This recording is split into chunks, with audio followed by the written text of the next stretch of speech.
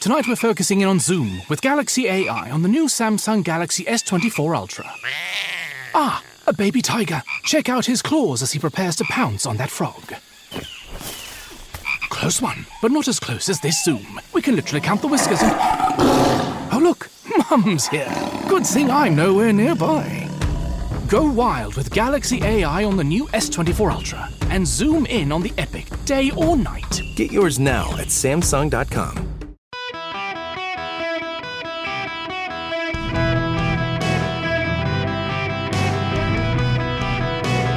Welcome to the Eric Erickson Show Podcast, Hour 3.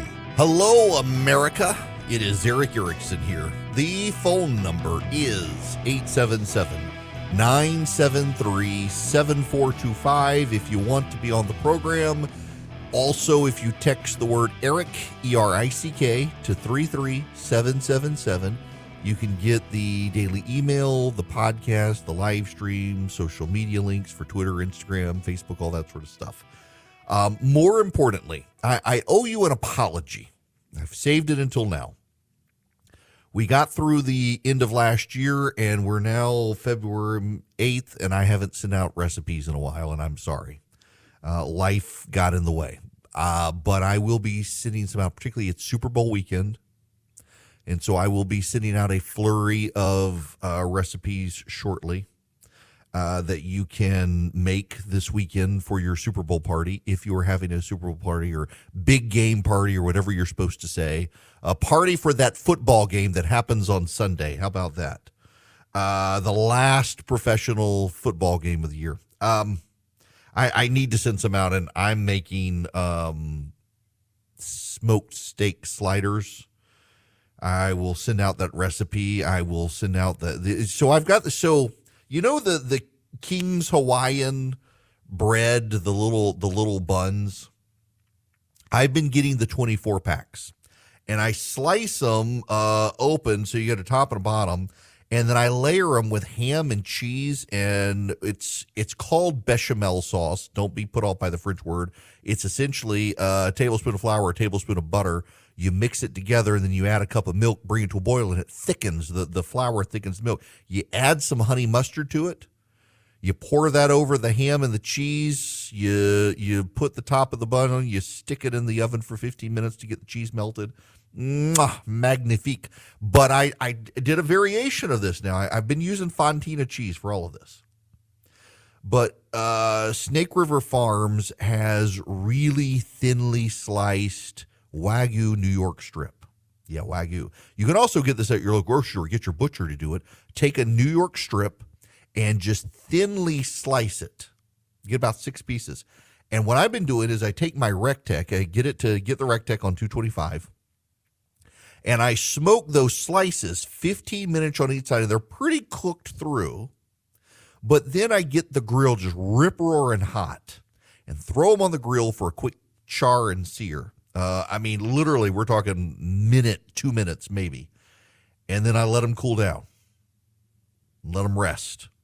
And then I lay it across the King's Hawaiian, put the Fontina on top, and I have a homemade barbecue sauce. You can use any barbecue sauce, but I have a homemade one. It's kind of citrusy, kind of sweet, kind of spicy.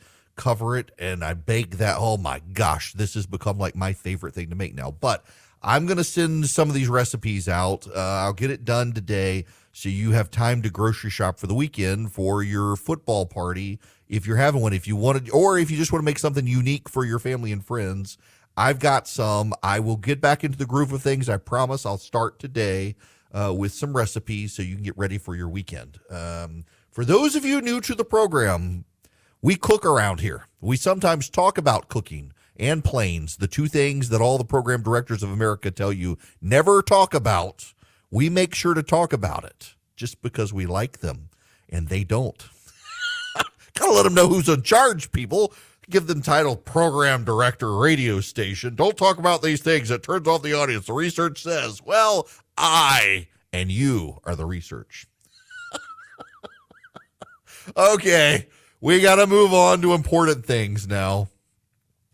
Let's talk about the Chinese spy balloons. There are actually a couple of stories now from the New York Times and the Washington Post. Let me go with the Washington Post one because the New York Times is trying to rain on their parade. Here's the headline: Chinese balloon part of vast aerial surveillance program, U.S. says. So our intelligence community says that the balloons have been used for a while, mostly over other countries: Japan, India, Vietnam, Taiwan, the Philippines. They are surveillance airships. They are part of the PLA Air Force, People's Liberation Army Air Force. They've been spotted over 5 continents. They are old technology with modern communications and observations equipment. Interestingly enough, the balloons themselves don't register on radar. They're kind of hard to spot. Now, depending on the size of the equipment underneath them makes it easier to spot them. But they largely, for a while, went without detection because of the balloon systems of the radar. But as they have gotten bigger and bigger pieces of equipment under the balloons, it's easier and easier to detect them.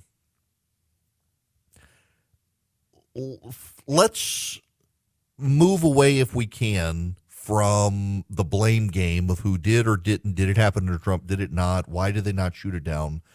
Let's just focus on the program for just a moment, if we can. There's a problem with satellites. You may not realize this, but satellites aren't really maneuverable. A satellite goes up and it goes into orbit and it has a limited amount of fuel, and you can't refuel the satellite, for example, high compression air system to be able to push it into other directions. So when a satellite goes into orbit, its orbit is really predictable. And when a satellite is moving, you can't stop it. A satellite cannot hover over Montana. The satellite keeps moving. The satellites are predictable.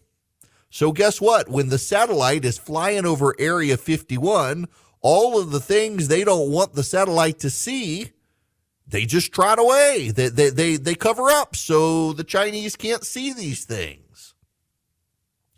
But also, while satellite photography is actually very good and precise, you can actually see things. For example, at the center of the Pentagon, there's a little cafe. And after the Cold War was over and we were looking inside the Soviet archives, Boris Yeltsin was letting us do this. There was a picture of a mouse. This is how good surveillance satellites are. There was a picture of a mouse in the Soviet archives. And that mouse was outside the little cafeteria inside the center of the Pentagon. That's how detailed the satellite picture could be. The problem, of course, is that satellites can only watch so much. Now, they can tilt cameras over time as they're going across the horizon, but the optics, as you twist the camera, you're bending through the curve of the atmosphere, the light refracts in different ways, it becomes harder and harder. We know the Chinese balloon systems have fans that can slow them. They can't completely stop them, but is able to slow their speed to generate wind resistance opposite to the current of the airflow in order to be able to slow them down so that they can more precisely hover. And because they're not going through the atmosphere but are already in the atmosphere, it's simpler optics because you're not dealing with light refraction through the atmosphere. Now, I just got an email from a listener who says geosynchronous orbits are possible. Yes, geosynchronous orbits are possible, but a geosynchronous orbit is much further away from the planet. What a geosynchronous orbit actually does is it still orbits. It's very much like the moon. So the moon rotates on its axis and also orbits around the Earth. And the rotation of the moon on its axis and its orbit around the Earth match. So we always see the side of the moon we see. Even though the moon is actually spinning around, its spin and its rotation around the Earth, orbit around the Earth, are the same. So we never see the opposite side of the moon.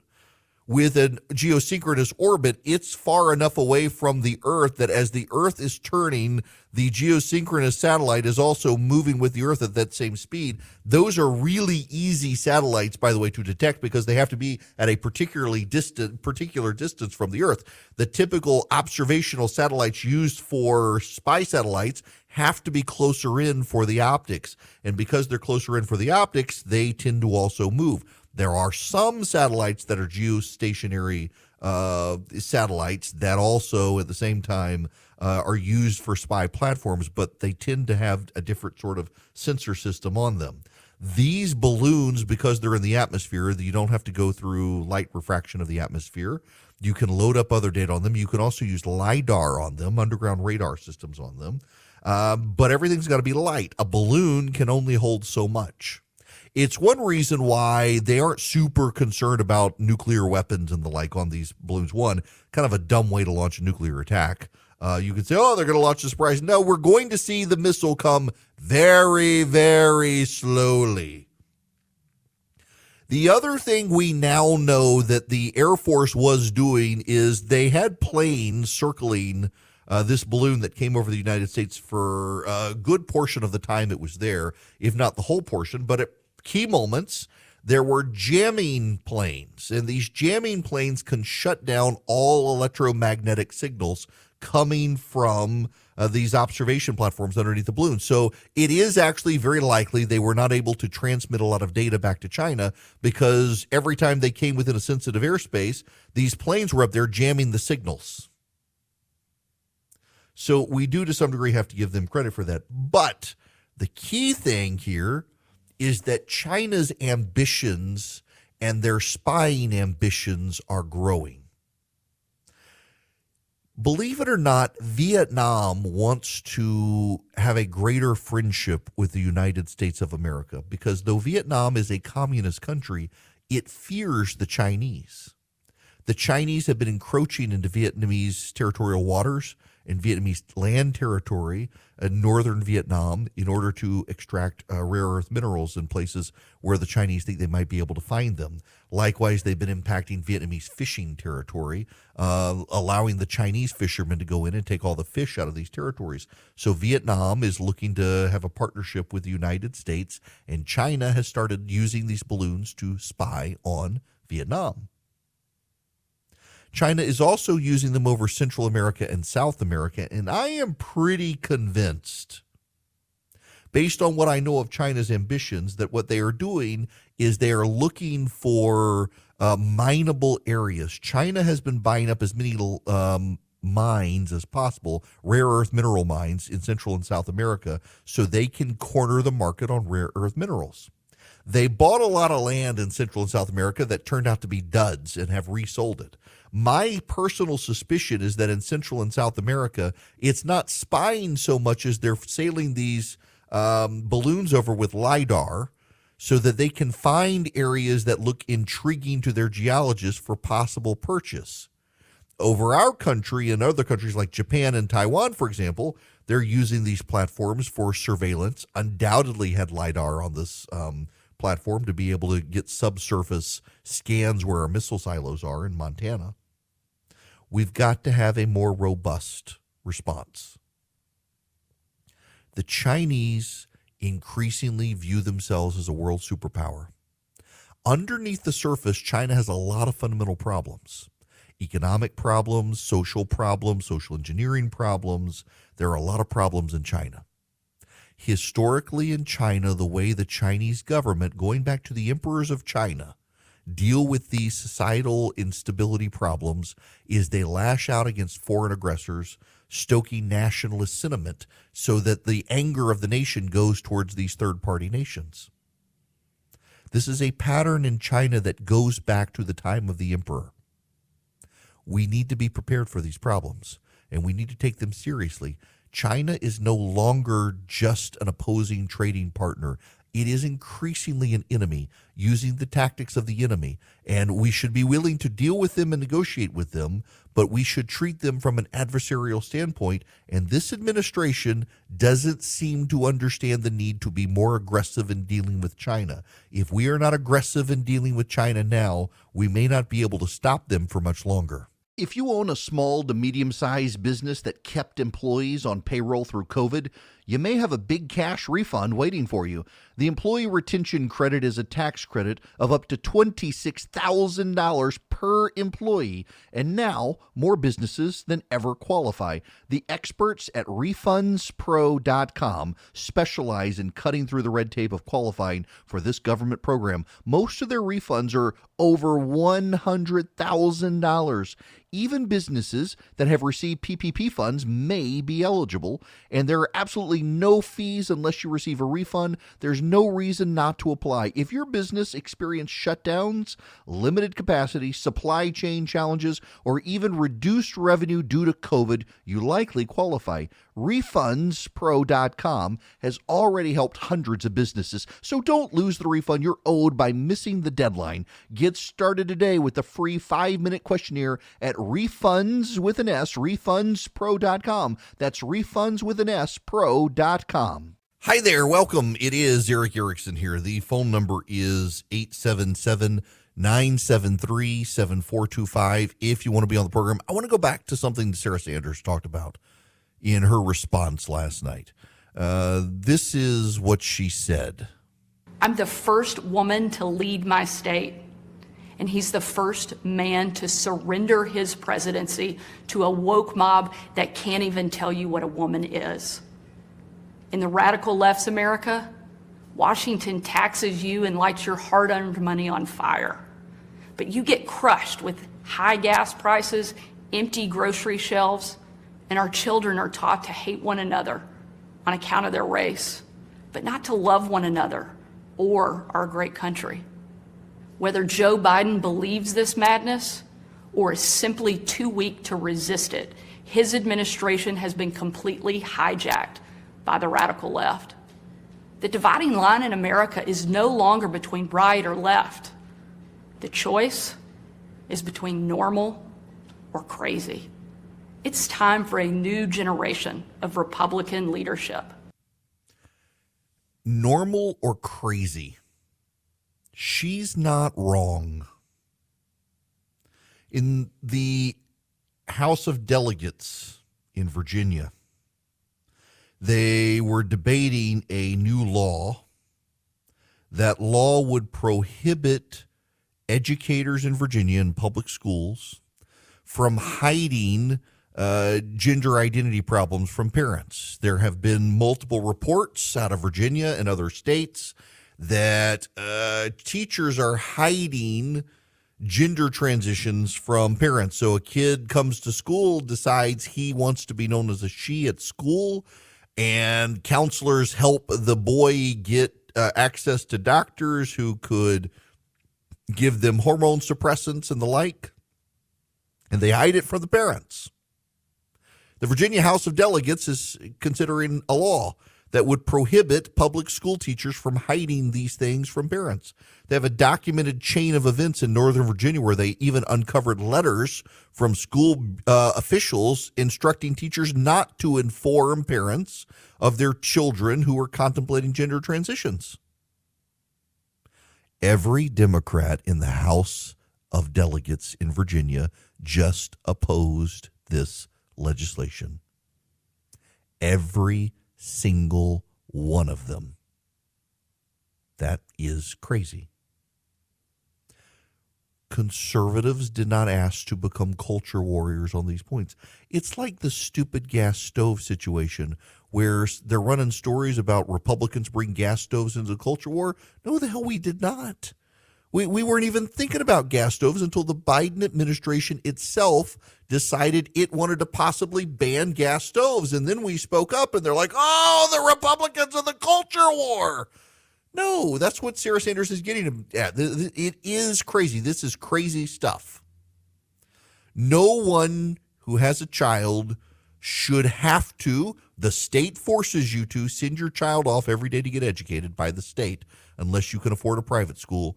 And no one should have to worry about the state hiding secrets from parents about their kids. But in Joe Biden's America, they do. Welcome. It is Eric Erickson across the nation. The phone number is 877-973-7425.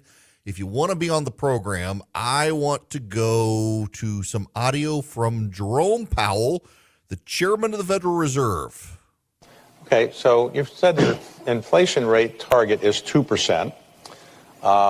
But why 2% and not 3%? 3%, could be tolerable, really. I mean, for most of organized history, 3% is considered okay. Why do you want 2%? So 2% is the global standard, and that is our objective, 2% as measured by the PCE index. And that's not something we're looking at changing. That isn't going to change. That's not going to change? Not going to change, no. But, okay, so you need to get to 2%, and your goal to get there is by what period of time would you like to get there? Well, we say that we're using our tools to get there over time. If you look at our forecasts, we expect 2023 to be a year of significant declines in inflation, and it's actually our job to make sure that that's the case. But I would tell you that, with inflation, headline PCE inflation is running about 5%. This is on a 12-month basis. Core is running at 4.4.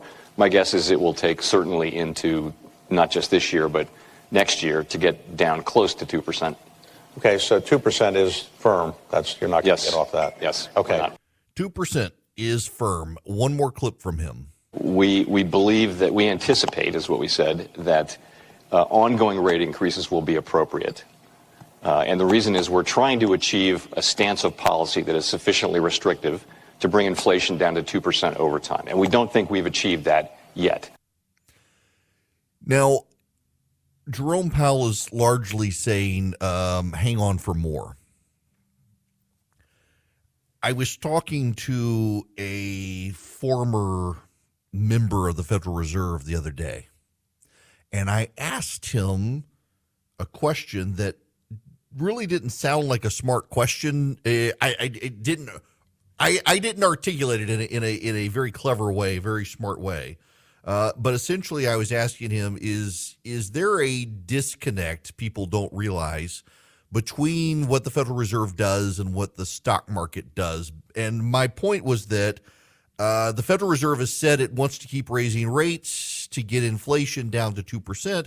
You had this rip-roaring jobs number that came out from December that pretty much max employment in the United States, lowest unemployment since 1970 when Richard Nixon was president, and the stock market soared. And in my mind, I was thinking, if the jobs are still accelerating like this, the Fed wants to lower interest rates and slow the economy. That suggests the economy is not slowing down, so they're going to raise rates. And instead, the stock market skyrocketed, thinking, oh, the Fed is done. And he laughed. And again, my question was, is there a disconnect between the stock market and the Fed? And he said, yes. The stock market, the equities market, the people on Wall Street are convinced beyond all reason that the Federal Reserve will save them, that when the market crashes, the Federal Reserve takes steps in order to save the market. And the reality is the Federal Reserve does not give one whit about the stock market. The Federal Reserve does not pay attention to the stock market. The Federal Reserve oftentimes does things that look like they're saving the stock market, and in fact, they're not saving the stock market. They have other issues within the economy they are trying to deal with, and those other issues, when they respond, help invigorate the stock market on occasion. He said this is an example of the stock market being convinced the Federal Reserve is done doing something the Federal Reserve is explicitly saying they are not doing. Years ago, the Federal Reserve Open Markets meeting would meet, they would raise interest rates, and they would say nothing. There was no press release. There was no press conference. There was nothing. It could take a week before people figured out what had happened. Nowadays, they hold a press conference and they say, we're raising rates to this amount. Can you imagine that back in the 1980s, they did not actually hold press conferences and say, we've raised the federal open markets rate to X%. They did not do that. You had to guess. Banks figured it out when they went to borrow money and the rate was different. That's it. Nowadays, they announce that they've done X, and by the way, we're thinking of doing Y. We're not sure yet, but we're thinking. Jerome Powell is continuing to say we're going to keep raising interest rates. For the stock market of the United States to say, I don't think they're going to raise any more interest rates. I mean, what does he have to do? Does he need to hire a plane and skywrite? We're raising rates. I'm looking at the markets right now. The Dow is down, NASDAQ is down, the S&P 500 is down. I think it's starting to dawn on them. Rates are going to keep going up. They have to keep raising rates because they want to get rid of inflation. The Federal Reserve has two big goals or two big areas of interest. One is maximizing employment, and the other is minimizing inflation.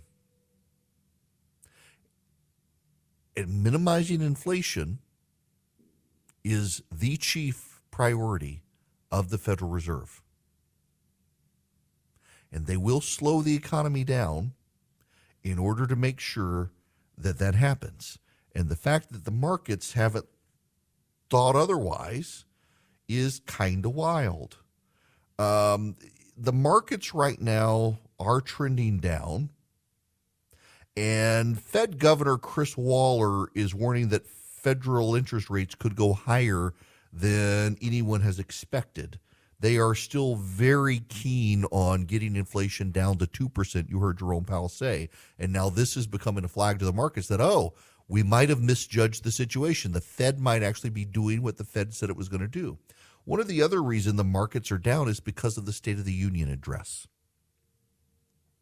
I know you're not supposed to say these things, but even at CNBC, they're talking about this today. Joe Biden has again come out in favor of an unrealized tax on gains, a billionaire's tax, the minimum tax. This is an absurd tax. I don't care how much you hate billionaires. You have to acknowledge this is an absurd tax. Let me explain this tax to you. If the stock market goes up tomorrow and Elon Musk suddenly goes up to be the richest person in the world with let's say $500 billion, Elon Musk would be taxed on the value of his stock that may tomorrow go down and suddenly he's worth $200 billion. Well, in one day he loses $300 billion. He goes from $500 billion to $200 billion. What do you tax exactly? He hasn't sold any stock. No stock has been sold. This is just the value if he were to sell it. And the Biden administration wants to tax that. It's called an unrealized gain. It's unrealized because on paper, Elon Musk is worth a ton of money, but he doesn't have access to that money unless he sells his stock. And the day he sells his stock, it may be a different price than the day that the paper came out that showed how much he was worth. It's probably unconstitutional as well. This is something the Biden administration dances around, but I have a hard time seeing that it is constitutional to tax someone on hypothetical dollars they don't actually have. Becky Quick and what's his name at CNBC got into a shouting match with Jared Bernstein, the White House's economic advisor, over this.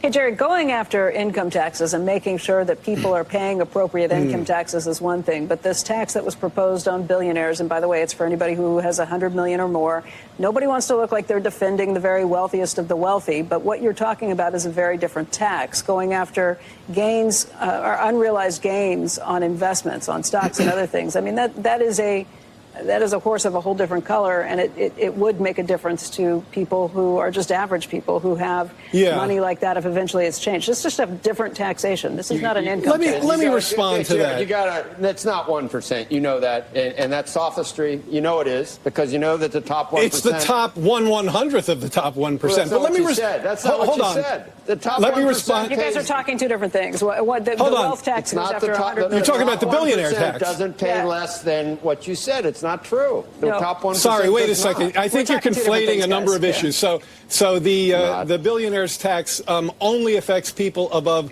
100 million of AGI. 1%. And that's just made that statement. That and the that's top the 1%. That's the top 1/100th of the top 1%. But look, I want to start, Becky, I want to start where you started. Yeah. The idea of funding the IRS so they can go after the wealthiest tax evaders just makes tremendous sense to us. Yeah, so you have no problem with that. I don't have a problem with that. I don't have a problem with raising taxes. Hold on, Becky. Hold on. Let me make this point. I have a problem with unrealized gains. We'll get into that. We'll definitely get into that. Notice he doesn't want to defend it. He doesn't. He wants to pivot to something else. Let me just read you this. This is from Robert Frank at CNBC explaining this. According to the White House explainer on the tax, which Biden first proposed last year, the billionaire minimum tax would require households with total net wealth over $100 million, so not even billionaires, $100 million to pay a minimum effective tax rate of 20% on an expanded measure of income that includes unrealized capital gains. Under the plan, households would calculate their effective tax rate for the minimum tax. If it fell below 20%, they would owe additional taxes to bring their effective rate to 20%. The big change is taxing unrealized capital gains as income. Currently, if a taxpayer owns a stock, bond, real estate, or other asset, they don't owe capital gains unless they sell it and get money for it. Biden's proposed taxing unrealized gains means a tax on the annual paper gain in value, even if it's not sold. So if a tech founder owns $1 billion in stock and the stock increases in value to $1.5 billion during the year, the tech founder would owe a tax of $100 million on the $500 million paper gain, even if they did not sell a single share and got money. The White House says it would account for losses with credits. And by spreading payments and credits out over time, taxpayers can spread the first payment, which is a tax on their total wealth, over 9 years. Payments for tax on annual gains after that can spread out over 5 years, which the White House says will smooth year-to-year variations in investment income. Yet taxing unrealized gains is incredibly complicated with today's wealthy, most of whom have fortunes tied to volatile tech stocks that swing wildly. This isn't going to pass. That we have to spend any time on it at all is ridiculous. It's a terribly bad idea. You are disincentivizing technology company founders from founding technology companies. You are punishing people for making money they did not actually make. And I don't see that it's constitutional because it's on paper print valuation. It's not actually real. It's not real property. It's not real gains. It's not real money. It's just an up and down of the stock market, and you're going to punish somebody because their stock increased. You have no incentive then to increase the value of your stock for all the other shareholders of America who through mutual funds have funded their retirement. You're going to punish a great many people outside the billionaire and multimillionaire class. It's just absurd. You know what these people could do? You know what the Biden administration should do? They should call Advantage Gold, because Advantage Gold can educate you and them on all the volatility in the stock market and retirement and like with their gold IRA investment kit. You should learn about it. The Biden administration could get some of their questions answered on what is a real asset. Gold is a real asset a lot of people are turning to in these hyper volatile times. And if you want to partner with somebody who can answer a lot of your questions and make you smarter about the issue without all the gimmicks, consider going to Advantage Gold. You can call them at 800-450-2566. They're TrustLink's #1 highest rated gold company 7 years in a row now. They got the best prices, the best staff, the best IRA department in the country. They're ready to help with your retirement account if it comes to using precious metals. If you just have questions about using gold as part of your investment planning, reach out to them. There aren't any gimmicks. They just want to educate you. 800-450-2566. Don't sit idly by while the stock market and inflation are wiping out your savings. Call them today. 800-450-2566. Tell Advantage I sent you to them. Again, they're Trust Company's #1 highest rated gold company 7 years in a row. They're there just to answer your questions about investing in gold. 800-450-2566. If you got any curiosity about doing it, reach out to Advantage Gold today. 800-450-2566. Well, it's kind of from the files of I Told You So. I and others warned you this was going to happen. The Biden administration's IRS is going after waiters and waitresses, among others. They proposed a revenue procedure this week to crack down on tips. The Service Industry Tip Compliance Agreement Program would be a voluntary tip reporting system in which the IRS and service industry companies cooperate. Right. They're coming for you. We've known all along that those 87,000 IRS agents, they're not going after the millionaires and the billionaires. The reason they're not going after the millionaires and the billionaires is because the millionaires and the billionaires really don't have a massive incentive to hide all of their wealth. They may park it offshore where it can't be touched, but it is the workers of America who work in blue-collar jobs, who work in the gig economy, who may not be filing all of their disclosures. Those are the people who might be hiding a lot of money from the IRS. Those are the ones being targeted by the Biden administration. Those of you who voted for the Democrats need to understand you are the ones, unless you're wealthy, that they're coming after, because you are actually more likely to hide income from the government than the super wealthy are. The super wealthy have no need. They can afford their tax liability. You, however, can't. And so you might not disclose it all. And that's going to be where they seek information. The waiters, the waitresses, the Uber drivers, the Instacart shoppers, y'all are who they're target. We warned you. We warned you. And now they're making it pretty official with new rules coming after you if you make money off of tips. Lastly, I got to say something. Well, there's no way to even, I don't even know who it was. Let me give you a rule of thumb for the show, please. If it's 2 hours, if it is 2 hours and I have not gotten to you on the phone, the odds are I'm not getting to you on the phone. This is now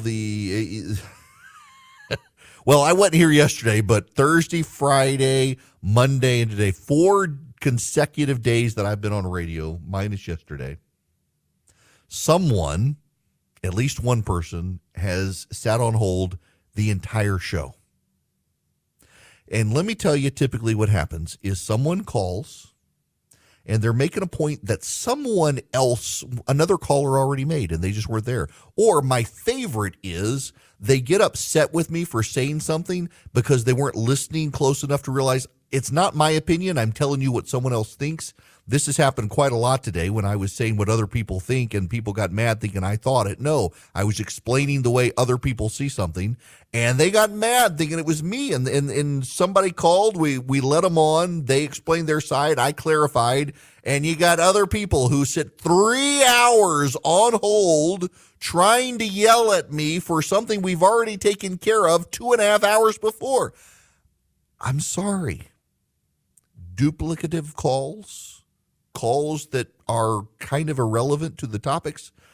If it's 2 hours in this 3-hour program and I haven't talked to you yet, you probably, you're not going to get through. Don't mean to be a jerk about it, but use a little bit of sense here. I feel bad for you wasting your cell phone minutes. Just letting you know. I'll talk to you tomorrow. Okay, round 2. Name something that's not boring. A laundry? Ooh, a book club. Computer solitaire, huh? Ah, sorry, we were looking for Chumba Casino. That's right, ChumbaCasino.com has over 100 casino-style games. Join today and play for free for your chance to redeem some serious prizes. ChumbaCasino.com. No purchase necessary. Void where prohibited by law. 18+ terms and conditions apply. See website for details.